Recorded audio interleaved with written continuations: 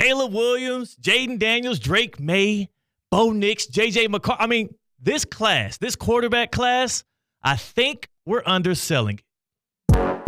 Live from the Anajar and Levine Accident Attorney Studios. The man your man could smell it. Theo Dorsey is theoretically speaking. But are you a different animal and the same beast? What does that mean, Kobe Bryant? Streaming live on YouTube. Here's Theo Dorsey. Good people. So good to be with you here on this Wednesday afternoon. Kicking it, vibing, grooving. It's your boy Theo Dorsey. C-Cat on the other side of the glass on the ones and twos. A lot of good vibes here today. C-Cat, I got a fresh cut, and you know exactly what happens when you have the fresh cut. You got to run the errands. You got to make sure you're not wearing a cap. That's rule number one, as you're infamous for getting a haircut, sitting down in a chair, paying for a haircut, getting fresh, and then covering it up with a hat so nobody can see the good work that your barber did. Shame on you, C-Cat. Haircuts are for function, not for fashion. What? Yeah. What do you even mean by that? So you don't get a haircut to look better? You get a haircut to just trim, literally like shorten your hair? Like a dog, yeah. I just need its time. Oh, my goodness. Where's the flavor in it? How much do you pay for haircuts, and how often do you get them? I pay about $45, and I get it maybe once every 2 months. Oh, man. If I got a haircut once every 2 months, I would just feel worse about myself, man. There's a different feeling, a different vibe, Thanks. A different level of confidence. I mean, that's me personally. Not you. You obviously are cool with it. You got to, to each his own. But for me personally, like, come on, man. Like, I love to be able to look myself in the mirror and see that sharp edge up, that nice fade. I get the tape. And kick it like that, man. On this Wednesday, we got midweek midterms. We're going to be grading some of the hot topics in sports. We're going to have Evan Cohen from Unsportsmanlike pull up on us in a little bit because he has to defend something. He absolutely offended me this morning on Unsportsmanlike, which you can hear here on ESPN 106.3, 6 to 10 a.m. with Michelle Smallman and Chris Canty. Shout out Smalls, by the way. You saw the Miami Dolphins made her top 5 or top 6 for the NFL franchises. Wow. We gotta get her on soon. And it might not be the pitcher on the Dolphins. It might be to protect her from becoming a Dolphins fan. But that's not where we have to start today. A guy who generally does have a great head of hair. He keeps it fresh, and he also has one of the better names in football right now, Bo Nix. Bo Nix from the Denver Broncos, the number 12 overall pick, the 6th quarterback drafted in the first round this past April in the NFL draft. We got the news today, C-Cat. Bo Nix going to start week 1 for the Broncos against the Seahawks. Sean Payton in his 18th season for the very first time trusting a rookie quarterback, and it makes sense because Bo Nix, is as old as you and I. Like, Bo Nix is how old is he actually? Because I see the jokes all over the internet. I think he's 24, 25 years old? I believe he's 25, but I mean, it also makes sense because he was in a QB battle with Zach Wilson. What was his competition there in the locker room in Denver? And Jarrett Stidham, too. Don't want to sell the Auburn Tigers short. Yes. It was a very easy bar to clear for Bo Nix to get the starting job. Now, he cleared it, pretty heftily. It's been obvious since the preseason started he's the best quarterback in that locker room, and his performance showed. But Sean Payton's been singing this dude's praises literally since before the NFL draft and then after he made his way to Denver. Like, Sean Payton, who's supposed to be the quarterback whisperer, quarterback guru, he's levying right now his career on not just the decision to cut ways with what some people believe to be future Hall of Famer Russell Wilson, but what I would say is a guy that played his way out of the Hall of Fame in Russell Wilson. He cut ways with him, paid him millions and millions to go out the door and play for the Steelers, and he's leveraging the back end of his career and his legacy and his reputation on Bo Nix out of Oregon. And when I see Sean Payton do that, and when I look at the rest of this rookie class from 2024, these quarterbacks that are entering the league that have me so excited, we're about 2 weeks away from the kickoff of the NFL season, Chiefs-Ravens, and I'm starting to think, man, I get to looking and vibing. And then I see the headline come across that says, Nix, the first Broncos rookie quarterback to start week 1 since 1983, John Elway. And a light bulb went off, C-Cat. A dangerous one at that. Yes. And I'm about to say something that's going to piss some people off. I'm about to say something that is not necessarily I'm not a hyperbole guy. I'm not the kind of guy that tries to stretch things.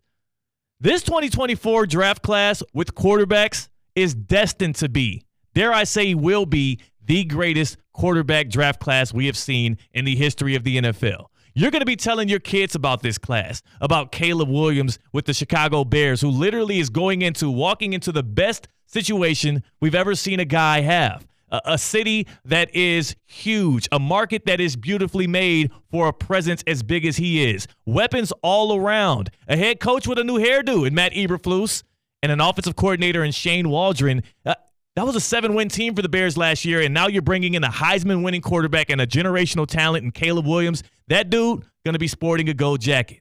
Drake May with the New England Patriots. See, Cat, I don't have as much faith as others in the Drake May experience, but the dude, he comes from a family of athletes.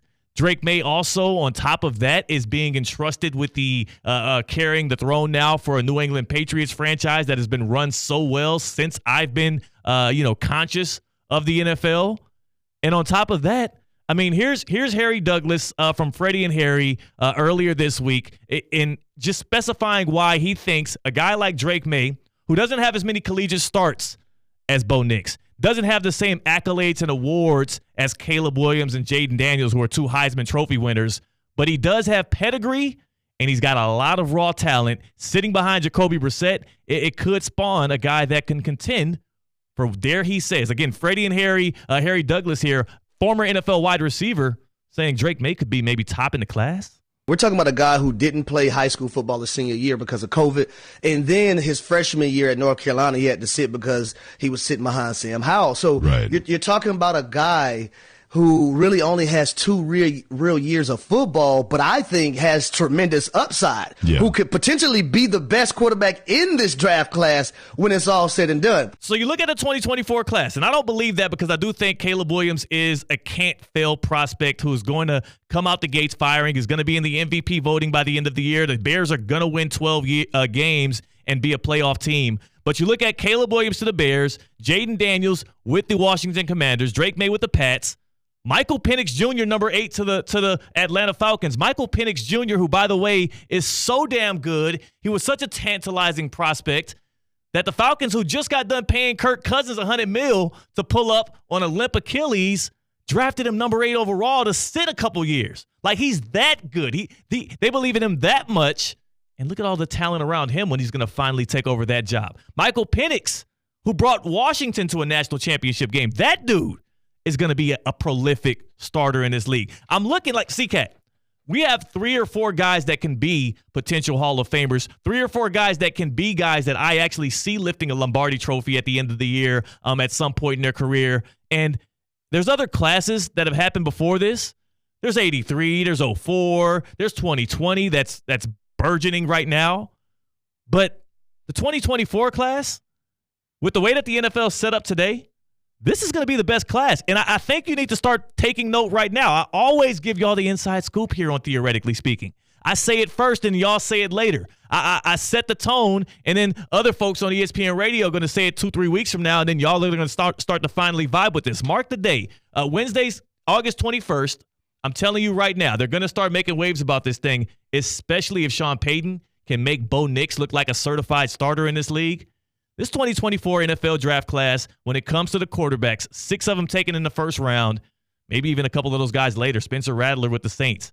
It's going to be the best quarterback draft class in league history, and a lot of it has to do with the state of the NFL right now, CCAT. A lot's about the state and how quarterbacks are treated. A lot of it is the talent of the fellows, but the most important factor, if you ask me, is because of the organizations who got these quarterbacks. They're not in shambles like you saw the Panthers last year. They were trading away assets. You were talking before the show, Adam Thielen was the number 1 in Carolina for Bryce Young, your number 1 pick. He had no chance last year. You're getting Caleb Williams going to the Bears. We've talked at length at how, well, the Bears obviously didn't earn the number 1 pick by being the worst team. They took it from the Panthers. Panthers gifted it to him.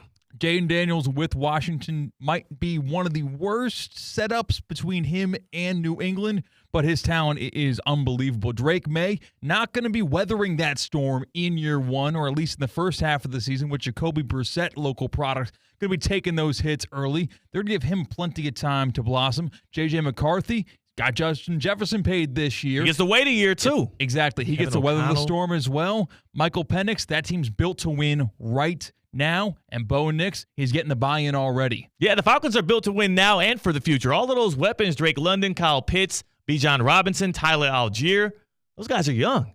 They're still on their rookie deals. It just, again, it feels like maybe hyperbole to the rookie ear. But I'm a veteran at this. I have a great level of discernment, especially when it comes to quarterback play. I'm calling the shot right now. 2024 is going to be the best quarterback draft class, and it's not just about the raw talent of these guys. It's also about their situations, the franchises that have drafted them, as well as the faith I have in the way that the league is set up right now.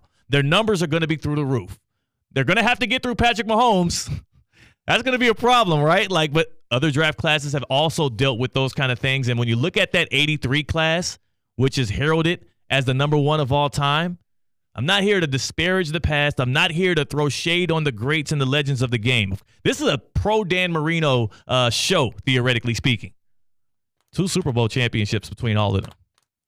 6 quarterbacks drafted in that first round in 83, 2 Super Bowls, and both of them John Elway. I mean, you can clear that bar. Between these 6 quarterbacks, they can clear that bar. They can get the MVPs. They have 2 Heisman Trophy winners. They have a national champion in J.J. McCarthy and a guy that brought the Washington Huskies to the championship game in Michael Penix Jr. It's not out of left field. This is a talent, a class full of talent, and also full of they're in great situations that I just clearly see it happening. Hit us up on the Baptist Health Hotline. What is, to you, the greatest quarterback class of all time? And also, how strongly you feel about the 2024 class and their potential to eclipse it. Don't sleep on the 2020 class, by the way. The Baptist Health Hotline, hit us up, 888-760-3776. 888-760-3776. Are you experiencing foot and ankle pain and need to see an expert in the field? Baptist Health Orthopedic Care is a team of foot and ankle orthopedic surgeons and specialists who are regarded as leaders in their specialty. Visit baptisthealth.net/ortho to learn more today. Baptist Health Orthopedic Care combines its resources of experienced physicians and leading-edge treatments and technology to provide advanced orthopedic, foot and ankle, joint replacement, spine, and sports medicine care. Visit baptisthealth.net/ortho for more information today. Baptist Health Orthopedic Care is offices conveniently located in Palm Beach County through the Florida Keys. Learn more by visiting baptisthealth.net/ortho. There's no statues. There's no statues when it comes to these quarterbacks. All of these guys have the ability to move, and damn well, right? Like J.J. McCarthy, he gets heralded not just because he's 21 years old, but he's an athlete. Michael Penix Jr., who didn't do a lot of scrambling and running at Washington, ran a 4.5 at his pro day. Caleb Williams and Drake May, I don't have to tell you about that. You saw that. Jayden Daniels, I mean, he ran for like over 1,000 yards and threw for like 4,000 plus at LSU. The last time we saw a guy transfer to LSU, by the way, and then win a Heisman, what did he go on to do in the NFL? He ended up being Patrick Mahomes' biggest enemy. Yeah. The biggest rival right now, the only guy other than Tom Brady to say I actually won a football game against Patrick Mahomes in the playoffs is Joe Burrow. And that 2020 class is nothing. It's nothing to snuff at. If you look at what they've done and the investment in the 2020 quarterback class, which we were reminded today, that was the COVID draft. Yeah. That was the weird one with Roger Goodell up in the big throne. And you know, like for that to be such a historic quarterback class, it's weird that we won't have the visuals of them walking across the stage. But that class, Joe Burrow, number 1 overall, Super Bowl appearance. Tua Tagovailoa to the Dolphins, led the league in passing last year. Part of one of the greatest offensive shows we've seen in the modern era. Dropped 70 on the Broncos. You got Justin Herbert, who's, everybody's fawning over all the time. We'll see what happens with him. He's got paid as well. Jalen Hurts, second in MVP, Super Bowl appearance as well. 1 or 2 plays away from beating Mahomes in the Super Bowl. And then you got Jordan Love. Supplants Aaron Rodgers in Green Bay and already looks like a future Hall of Famer. The league is set up for quarterbacks to succeed. And this 2024 class, they're going to do that and more. They're going to eclipse these previous draft classes in a way that's going to have you telling your grandkids about it. I remember where I was when the 2024 season started and these elite prospects came in and took over the league. Be on the lookout. On the other side, we got to bring in Evan Cohen. Evan Cohen from Unsportsmanlike, Evan the Inevitable. He did something. He said something on his show this morning that just it felt disrespectful personally to me. And I need to address that with him. So we'll bring in Evan Cohen, and we'll get his opinion on just how high this 2024 class can soar. That's CCAT. I'm Theo Dorsey. We're Theoretically Speaking on a Wednesday on ESPN 106.3. Live